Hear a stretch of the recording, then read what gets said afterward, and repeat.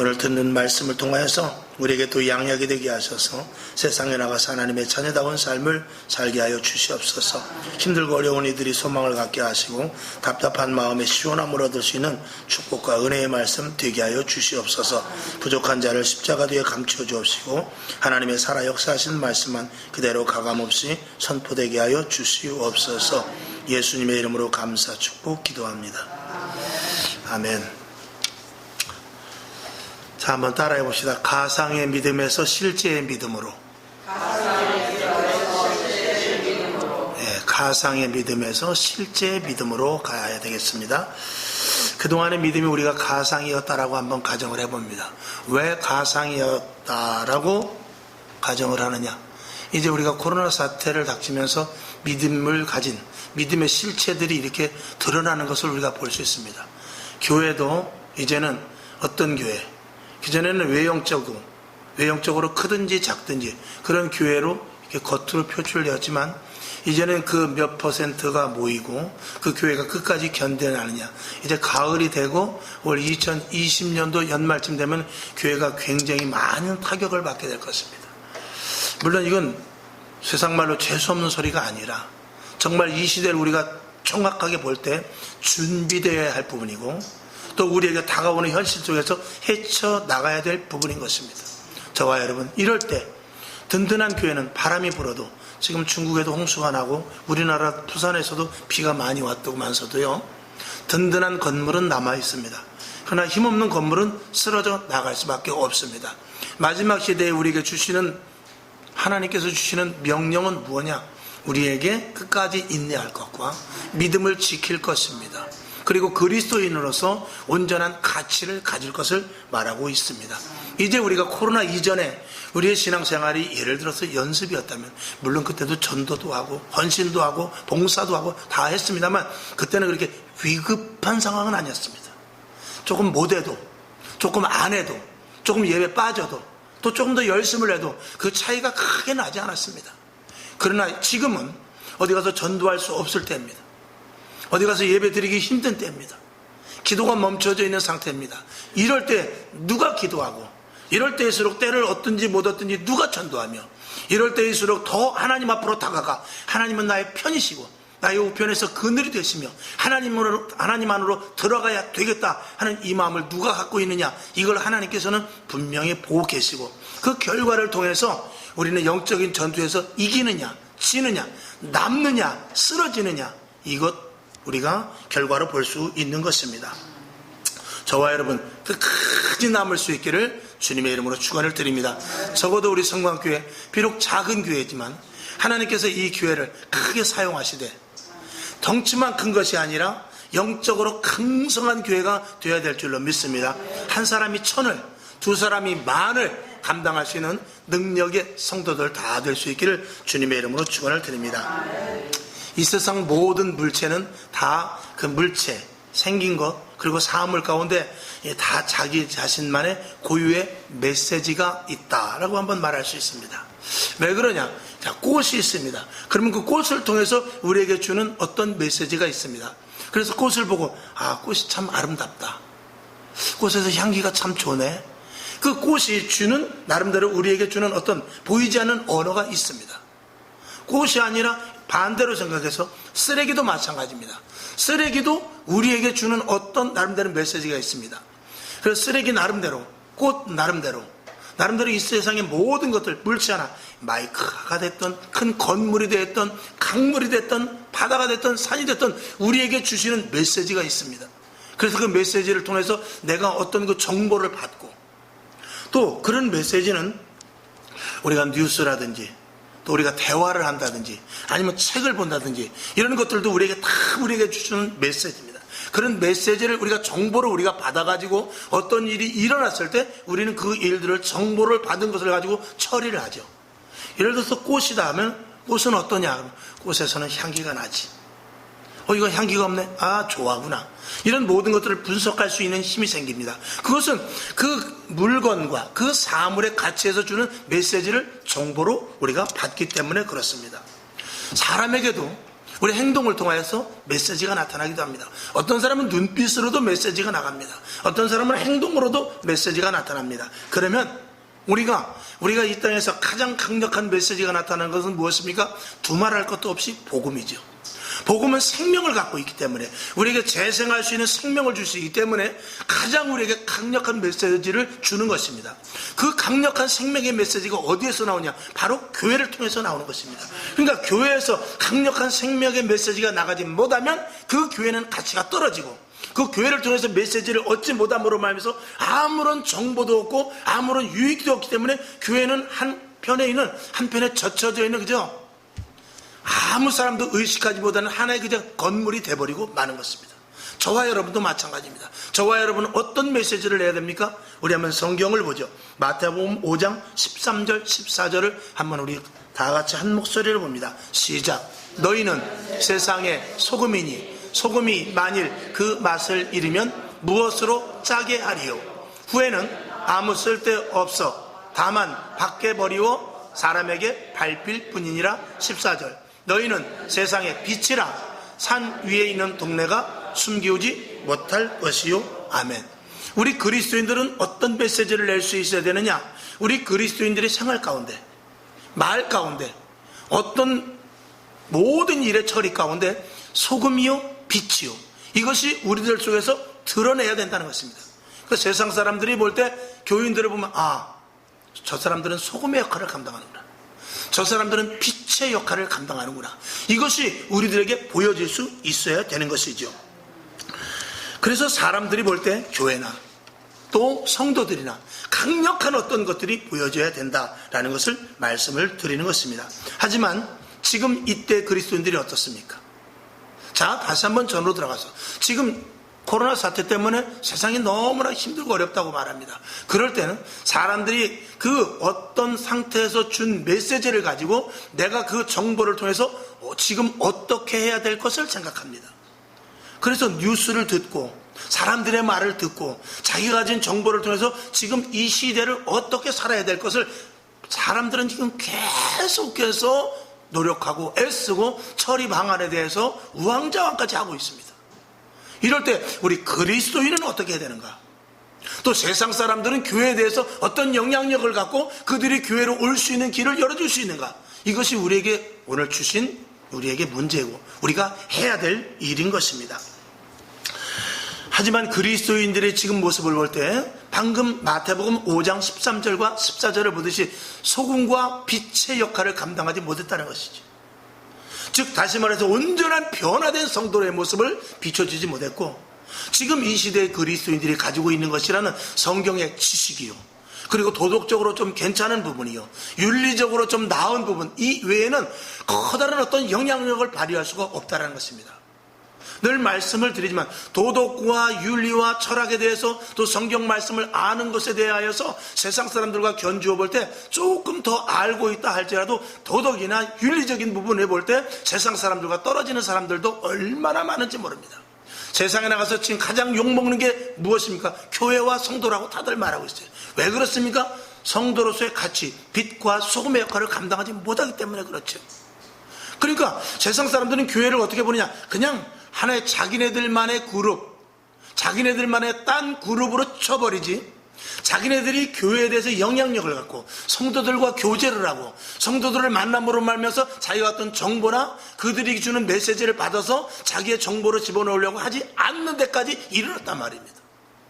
그러니까 교회가 있어도 성도가 있어도 세상과는 전혀 관계가 없는 그런 하나의 개체가 돼버렸죠. 소수의 무리로 전락돼 버렸단 말입니다. 30년 40년 전만 해도 교회 하면은 동네에서 다 알아줬어요. 목사님, 장로님, 집사님, 교회 다니는 사람이라면 동네에서 저 사람 교회 다니는 사람이래, 이런 나름대로 영향력이 엄청 많았단 말입니다. 그들을 통해서 메시지가 보이지 않게 나갔던 것입니다. 그러나 지금은 그렇지 않다라는 것입니다. 지금은 오히려 그리스도인들조차도 이 우한폐렴 사태, 코로나 사태에서 어떻게 해야 될지를 모르고 있는 우왕좌왕에서 세상 사람들이 어떻게 하는가를 오히려 보고 그들이 하는 방법을 취하려고 하는 데까지 이르는 어이없는 일들까지 지금 생기고 있다는 것입니다. 사실 코로나 이전 사태는 평안했기 때문에 어떤 위급한 상황이 일어나지 않았기 때문에 무엇을 선택하거나 어떤 길로 가야 되거나 그런 것에 대해서 자유로운 부분이 있었습니다. 안 되면 다른 길로 가면 되고 가다가 잘못되면 뒤돌아서면 됩니다. 그러나 지금은 그럴 때가 아닙니다. 특별히 영적으로는 더더욱 그렇습니다. 지금은 어떤 것을 결정해야 될 때입니다. 이제는 죽느냐 사느냐의 문제가 달려있는데 세상 사람들은 그 부분에 대해서 자기 나름대로 방법을 찾지만 우리는 하나님 안으로 들어오는 데 있어서 조금이라도 주저함이나 망설임이 없어야 된다, 이런 것이죠. 성경은 우리들에게 항상 강력한 메시지를 줍니다. 주 안에 거하라.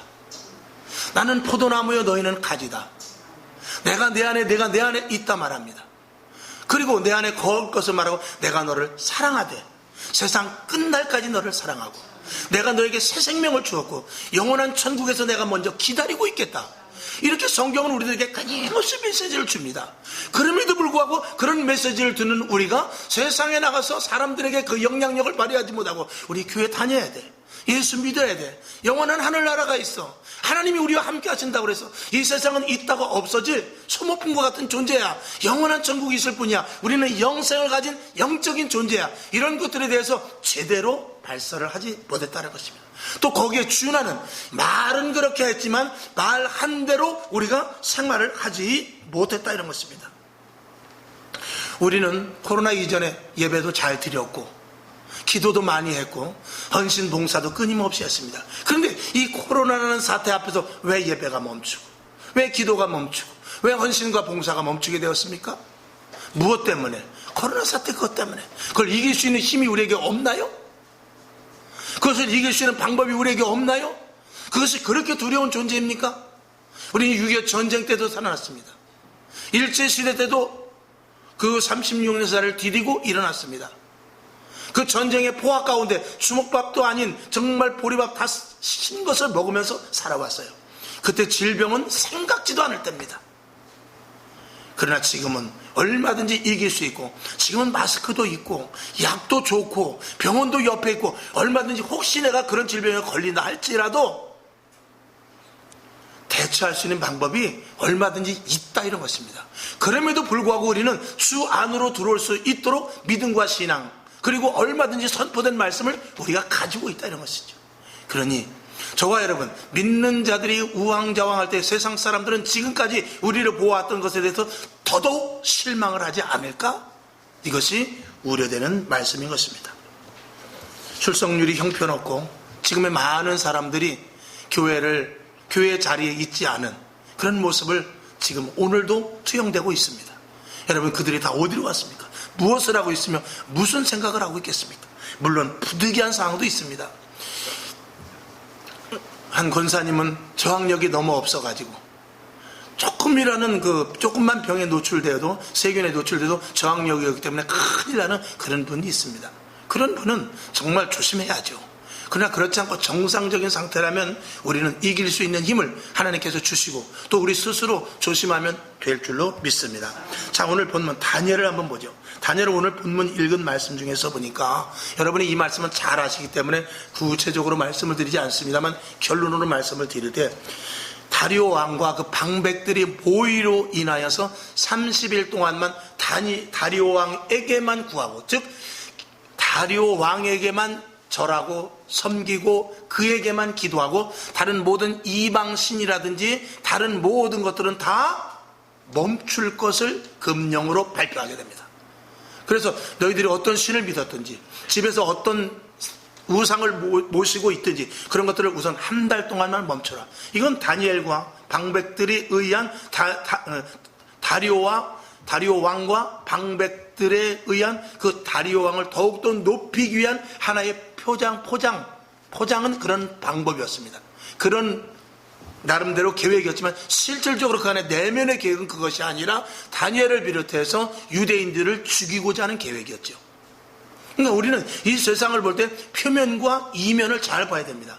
정치적으로 일어난 모든 사건, 지금도 박원순 시장이 자살했다지만 또 지금 남북관계가 어떻고 북미관계가 어떻고 이런 관계가 있지만 그런 표면적인 것이 아니라 정말 이면적에서 무슨 일을 하고 있는가 이런 것까지 저와 여러분이 알아야 된단 말입니다.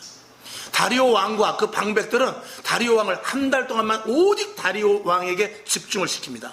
그리고 다리오 왕을 높이기 위한 하나의 계책이었죠. 나름대로 표면상. 그래서 다리오 왕에게 이야기하니까 다리오 왕이 좋다 하고 도장을 찍어줘 버렸습니다. 근데 실질적으로는 누구를 죽이려고 그랬죠? 다니엘을 비롯해서 유대인들을 다 죽이려고 했던 하나의 방책이었습니다. 다니엘 하나만 죽이면 다른 유대인들을 죽이는 것은 일도 아니었기 때문에 그렇습니다. 그 당시에 다니엘은 총리였고 많은 방백들 중에서 정말 눈에 가시와 같은 존재였기 때문에 그렇습니다. 왜 눈에 가시와 같으냐? 너무나 정직하기 때문에, 너무나 신실하기 때문에, 너무나 바르고 곧기 때문에 그렇습니다. 이 시대에 저와 여러분이 너무나 바르게 살기 때문에, 너무나 옳게 살기 때문에, 너무나 정직하게 살기 때문에 핍박을 받는다면 감사하시길 바랍니다. 그 많은 아홉이 다 틀리고 내가 옳은데 그 자리에 섰다 할지라 서서 그 아홉 때문에 내가 공격을 받는다 할지라도 기뻐하시길 바랍니다. 하나님 앞에 갔을 때 상이 클 것입니다. 여러분, 다니엘을 비롯해서 유대인들은 지금 포로로 잡혀왔지만 이 바벨론이라는 다리오 왕 밑에 바사라는 나라로 바뀌었죠. 그때 지금 포로로 잡혀왔지만 포로로 잡히기 이전에도 그들은 이스라엘이라는 나라에서 무엇을 했습니까? 매일 하루에 3번씩 기도한 사람들입니다. 그리고 그 기도를 포로로 끌려와서 절박한 상황 가운데 오히려 더 했겠지요. 계속해서 그들의 기도는 이어졌습니다. 그런데 변수가 생겼는데 어떤 변수가 생겼느냐? 한 달 동안 30일 동안은 다리오 왕에게만 절하고 다리오 왕에게만 기도하고 무슨 빌 것이 있으면 문제가 있으면 간구하는 것이 있으면 다리오 왕을 신으로 삼아서 그에게만 절하도록 한 것입니다. 한 달. 그것이 누구에게까지 하느냐? 총리인 다니엘까지 그 명령이 하달되게 됩니다. 그랬을 때 이 다니엘은 오늘 본문을 보니까 그는 다리오 왕이 금령을 내렸음에도 불구하고 그거를 알면도 불구하고 그는 이전에 하던 대로 하루에 3번씩 동편창을 열고 예루살렘을 향하여 기도했더라 그랬고 그것이 들켜버리게 됩니다. 여러분, 믿음과 신앙, 하나님과의 관계 속에서의 신앙은 언제든지 상황과 형편과 사정이 문제가 아니라 언제든지 변함없어야 됩니다. 그것이 변함이 있다면 하나님과 나와의 무슨 관계겠습니까? 하나님을 믿고 싶으면 믿고 말고 싶으면 말고 하나님 안으로 들어가고 싶으면 들어가고 내가 나오고 싶으면 나오고 이것은 온전한 믿음이 될 수가 없죠. 하나님은 그런 자리에서 절대로 역사하실 수가 없고 우리가 하나님을 아무리 믿는다 할지라도 하나님이 우리를 믿겠습니까? 아무것도 어떤 일도 이루어낼 수가 없게 되는 것입니다. 결론을 한번 보죠. 다니엘서 6장 11절부터 11절을 한번 보겠습니다. 자, 11절 다 같이 볼까요? 시작. 그 무리들이 모여서 다니엘이 자기 하나님 앞에 기도하며 간구하는 것을 발견하고 할렐루야. 15절을 보겠습니다. 시작. 그 무리들이 또 모여 왕에게로 나와서 함께 말씀하되 왕이여 메대와 바사의 규례를 아시거니와 왕의 세우신 금령과 법도는 변개하지 못할 것이니다. 16절. 이에 왕이 명하매 다니엘을 끌어다가 사자굴에 던져 넣는지라. 왕이 다니엘에게 일러 가로되 너는 너의 항상 섬기는 내 하나님이 너를 구원하시리라 하니라. 아멘. 이 다리오 왕은 정말 가슴 아픈 일이었지만 다니엘을 사자굴에 집어넣습니다. 그리고 16절 뒤에 뭐라고 하냐면 왕이 다니엘에게 일러 가로되 너의 항상 섬기는 내 하나님이 너를 구원하시리라 하니라 그랬어요. 이 다리오 왕도 이 다니엘이 섬기는 하나님에 대해서 인정을 한 사람입니다. 자, 결국 어떻게 되죠? 다니엘서 6장 19절부터 22절까지 3절을 한번 쭉 계속해서 읽어봅시다. 시작. 이튿날에 왕이 새벽에 일어나 급히 사자굴로 가서 다니엘의 든 굴에 가까이 이르러는 슬피 소리질러 다니엘에게 물어 가로되 사시는 하나님의 종 다니엘아, 너의 항상 섬기는 내 하나님이 사자에게서 너를 구원하시기에 능하셨느냐?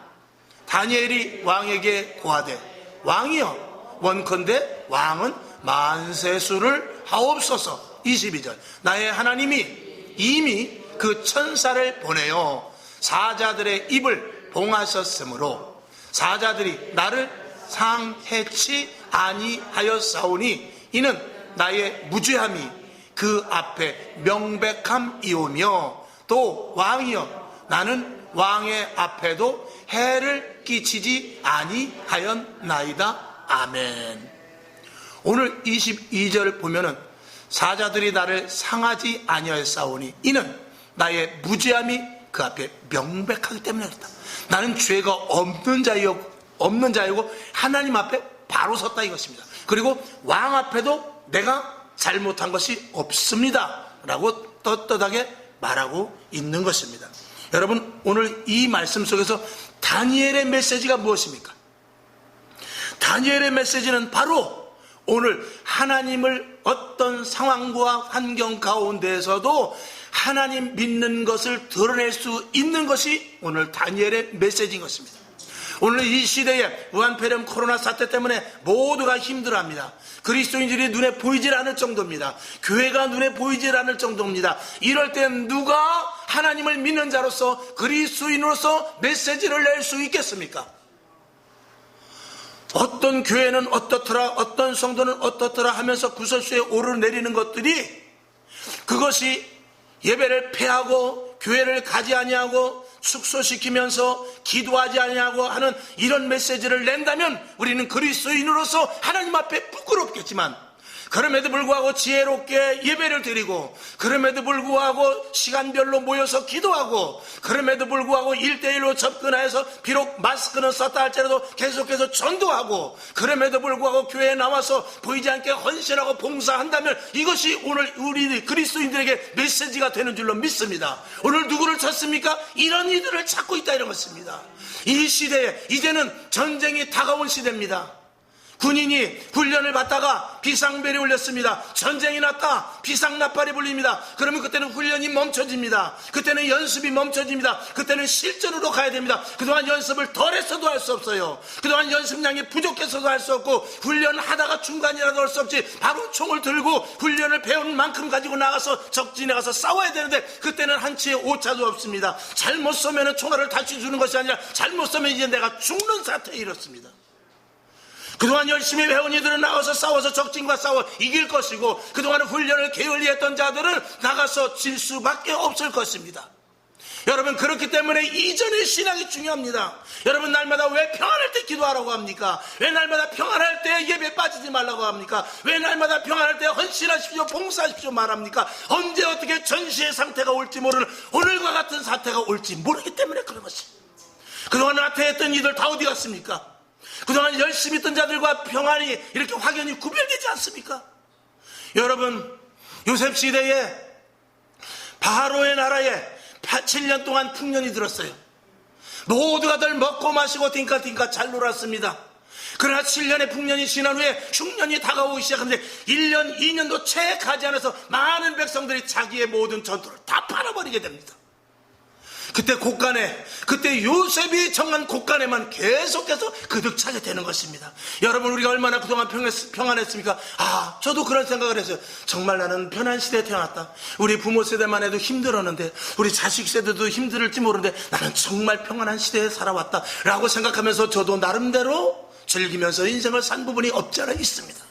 그러나 그럼에도 불구하고 주의 종으로 하나님께서 부르셔서 기도하게 하시고 말씀 제대로 정확하게 하시고 말씀대로 살 수 있도록 은혜를 주셔서 오늘까지 왔을 때 오늘 이 시점에 왔을 때 저는 너무나 감사한 것입니다. 내가 잘났다는 것이 아니라 그럼에도 불구하고 저와 여러분이 이 자리에 함께 얼굴을 마주보며 예배 드릴 수 있는 것이 너무나 감사한 것입니다. 여기 앉아있는 여러분 승리하는 줄로 믿습니다. 여기 앉은 여러분 끝까지 주님 오시는 그날까지 승리하며 나가게 될 줄로 믿습니다. 이것이 지금 현재 세상 사람들이 우리들에게 보여주는, 우리가 보여줄 수 있는 메시지인 것입니다. 이제는 어떤 일이 일어나야 됩니다. 사자굴에 들어갔다 할지라도 풀무불에 들어갔다 할지라도 하나님께서 그슬리게도 하지 아니하고 사자의 입을 막으셔서 사자 앞에서라도 살아나오는 놀라운 은혜가 저와 여러분에게 있게 될 줄로 믿습니다. 이건 하나님이 성경을 통해서 우리에게 주신 약속이요 우리가 내야 될 메시지인 것입니다. 그동안은 메시지가 나가지 못했어요. 재단에서는 항상 메시지가 나갔습니다. 그러나 교회 안에서만 메시지가 있었지, 이 메시지가 교회 바깥으로 나가서는 메시지가 다 어떻게 된 게 메시지가 그려져 버리고, 성도의 모습, 성도의 가치, 성도의 질서, 이런 것들이 하나도 없어지고, 세상에 나가면 다 그리스도인이 아니라 다 세상 사람화 되어버렸어요. 교회 안에서는 성도가 많았고, 교회 안에서는 서로 섬김이 있고, 서로 나눔이 있었지만, 성전문을 열고 바깥으로 나갔을 때는 그리스도인으로서의 메시지가 하나도 전달되지 않았단 말입니다. 재단에서는 수십 년간, 2000년 넘도 오늘까지 계속 메시지가 쏟아졌고, 지금 근대만 해도 코로나 이전에 수십 년 동안 재단에서 계속해서 메시지가 쏟아졌습니다. 계속해서 선포됐습니다. 그러나 그 메시지가 어디까지냐? 성전문 밖을 열고 나가지 못했던 것입니다. 그 결과 지금 이 시대에 지금 이런 국면을 맞이하게 된 것입니다. 여러분, 하나님은 그럼에도 불구하고 늦지 않았습니다. 이제 이스라엘 백성들이 포로로 끌려간 상태와 같이 이제 코로나 사태는 다가왔어요. 이젠 피할 수 없습니다. 어떤 전문가는 지금 이제 1라운드야, 아직 12라운드까지 가려면 아직 멀었어. 예수 믿는 사람이 그러는 것이 아니라 예수 믿지 않는 사람, 전문가가 그렇습니다. 저는 그 전문가의 말이 그대로 이루어지지 않았으면 좋겠습니다만, 그럼에도 불구하고 이제 1라운드라면 어떻게 할 것입니까? 어떻게 해야 돼요? 이제는 맞닥뜨려 싸우는 수밖에 없어요. 오늘 다니엘과 같이 사자굴에 맞닥칩니다. 어떻게 해야 되죠? 그럼에도 불구하고 이제는 하루에 3번씩 기도하는 다니엘의 모습을 우리가 닮아가야 돼요. 그래야만 하나님이 힘주십니다. 그래야만 하나님이 함께 하십니다. 그래야만 하나님이 교회를 통하여 일하시고, 저와 여러분 성도들을 통해서 하나님께서 우리에게 주실 메시지가 이제는 바깥으로 나가게 될 것입니다. 그동안 메시지가 나가지 않았다면 이제는 나갈 것입니다. 우리 교회뿐 아니라 전국 방방곡곡 강하게 예수 그리스도 안으로 들어온 이들을 통해서 이제는 교회를 통한 메시지가 분명히 나갈 것입니다. 이제는 성도들이, 구별된 성도들의 메시지가 이제는 나가게 될 것입니다. 그 주인공이 저와 여러분, 우리 교회가 되어야 될 줄로 믿습니다. 하나님은 기대하고 계십니다. 하나님은 지금도 기다리고 계세요. 메시지를 누가 낼 것인가, 그리스도인으로서 어떻게 누가 살 것인가 기다리고 계십니다. 모두가 잠잠했을 때, 모두가 문을 닫고 있을 때, 모두가 예배를 멈추고 있을 때, 모두가 기도를 멈추고 있을 때, 모두가 헌신 봉사를 멈추고 있을 때, 하나님은 오늘도 기다리고 계십니다. 내가 이제는 메시지를 낼 차례다, 너희가 메신저 역할을 해라 라고 분명히 말할 것입니다. 여러분, 이제는 뒤로 물러설 수 없습니다. 그리스도인으로서 이제는 가치를 발휘하느냐, 아니면 여기서 세상으로 돌아가느냐, 이 두 가지 길밖에 없습니다. 중간은 이제 없습니다. 이전에는 중간도 됐어요. 그냥 나오고 싶으면 나오고, 기도하고 싶으면 기도하고, 지금은 이제는 물러설 수 없는 기로에 섰습니다. 어느 것이든지 하나 결정을 해야 됩니다. 말씀 한 절 보고 맞추죠. 베드로전서 5장 8절을 보겠습니다. 시작. 근신하라, 깨어라, 너희 대적 마귀가 우는 사자 같이 두루 다니며 삼킬 자를 찾나니. 아멘. 오늘 다니엘이 어디로 들어갔죠? 사자굴로 들어갔습니다. 오늘 사자가 어떻게 해요? 두루 다니며 삼킬 자를 찾고 있습니다. 저 입을 누가 봉해 놓습니까? 믿는 자들 앞에서 하나님이 봉해 놓을 것입니다. 여러분, 사자를 두려워하지 마십시오. 풀무불을 두려워하지 마십시오. 하나님께서 그 불을 꺼주실 것입니다. 아니, 그 불이 꺼지지 않는다 할지라도 우리는 그름조차도 타지 않을 것입니다. 그을림조차도 없을 것입니다. 사자가 있다 할지라도, 사자를 죽이시지 않더라도 사자의 입을 봉해서 우리가 건전하게 있을 것입니다. 이것이 그리스도인들의 가치요, 권위요, 그리스도인들의 당당함이 아니겠습니까? 이걸 가지고 저와 여러분 주님 오시는 그날까지 끝까지 매진하며 나아갈 수 있기를 주님의 이름으로 축원을 드리며, 지금 뭐 해야 되죠? 전도해야 돼요. 지금 뭐 해야 되죠? 예배 드려야 돼요. 지금 뭐 해야 되죠? 신방하고 헌신하고 봉사하고 계속 해야 됩니다. 쉬지 말고. 그러다가 어느 시점에 정말 힘들고 어려울 때가 올 수도 있지 않겠습니까? 지금은 그렇게 부득이한 상황은 아닙니다. 얼마든지 예배 드릴 수 있고 헌신하고 봉사할 수 있고 전도할 수 있습니다. 때를 놓치지 마시고 여러분 최선을 다할 수 있기를 주님의 이름으로 축원을 드립니다. 우리 한번 통성으로 1분만 기도합시다. 하나님, 오늘 말씀대로 오늘 메시지를 전하는 자가 되게 없어서, 메시지를 전하는 자가 되게 없어서 1분만 기도합시다. 할렐루야. 살아서 역사하신 아버지 하나님 감사합니다. 오늘 하나님의 은혜 가운데 저희들을 도우셔서 예배드리게 해주심을 감사드리나이다. 성령님께서 함께 하셔서 강력한 그리스도인들이 되기를 원합니다. 가치 있는 그리스도인들이 되기를 원합니다. 성령의 힘 있는 자들이 되기를 원합니다. 하나님은 우리와 함께 하십니다. 하나님은 우리를 도우십니다. 하나님은 우리를 사랑하십니다. 하나님, 내가 너와 영원히 함께 하신다고 했습니다. 주여 도와주시옵소서. 오늘 이 말씀대로 그대로 내가 메신저가 되게 하여 주시옵시고 나를 통하여 메시지가 흘러 향기로 나아가게 하여 주시옵소서. 아버지 감사합니다. 오늘 말씀 그대로 내가 메신저가 되게 하시고 나를 통하여 세상 사람들이 메시지를 받아볼 수 있도록 주여 도와주시옵소서. 예수님의 이름으로 간절히 기도하옵나이다. 아멘. 우리